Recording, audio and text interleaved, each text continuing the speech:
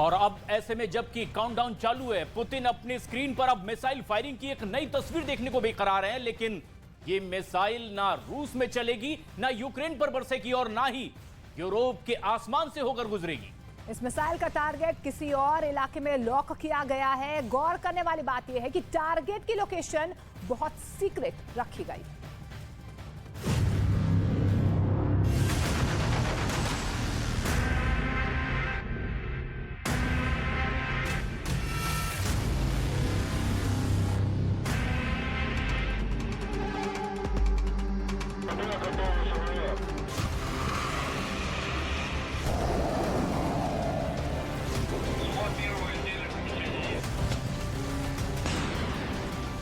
ये पुतिन का atom bomb वाला कैरियर है जो दुनिया की सैर पर निकला हुआ है।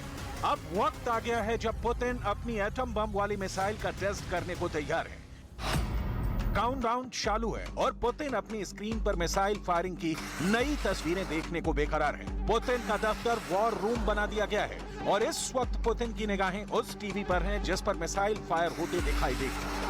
लेकिन ये मिसाइल ना रूस में चलेगी, ना यूक्रेन पर बरसेगी, ना ही यूरोप के आसमान से गुजरेगी। इस मिसाइल का टारगेट किसी और इलाके में लॉक किया गया है और ये लोकेशन बहुत सीक्रेट रखी गई है। पुतिन की परमाणु मिसाइल कहां है? पुतिन की परमाणु मिसाइल कौन लॉन्च करेगा? पुतिन की परमाणु मिसाइल क्यों दुनिया की सबसे खतरनाक हथियार कही जा रही है? ये है पुतिन की ज़िरकॉन हाइपरसोनिक मिसाइल और इसमें लैस रूस का फ्रिगेट एडमिरल गोर्शको अफ्रीका के दक्षिणी मुहाने पर खड़ा हुआ है।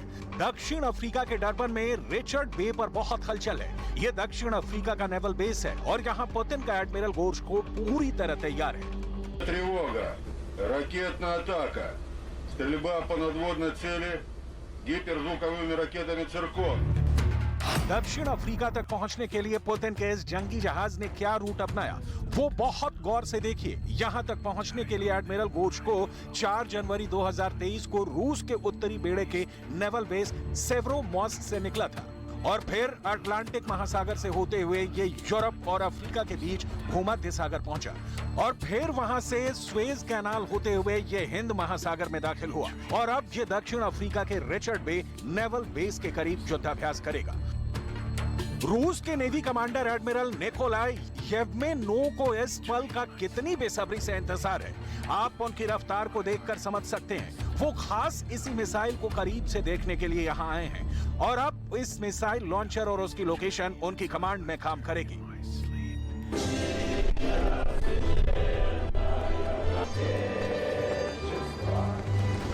इसके बाद एडमिरल निकोलाई शिप के उस हिस्से में गए जहां मिसाइल फायर करने की प्लानिंग हो रही है। उन्होंने मैप देखे, मिसाइल लॉन्च की तैयारी की पूरी जानकारी ली।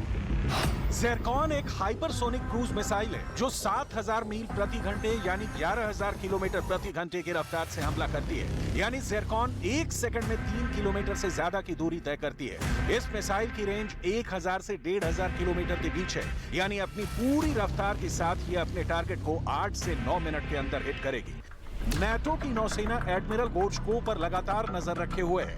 कह सकते हैं कि अमेरिका उस पल का बेसब्री से इंतजार कर रहा है जब ये जहाज ज़िरकॉन हाइपरसोनिक मिसाइल को लॉन्च करेगा। समंदर की लहरों पर तैरता ये रूस की नौसेना का फ्रिगेट एडमिरल गोर्शको बहुत ही खतरनाक जहाज है।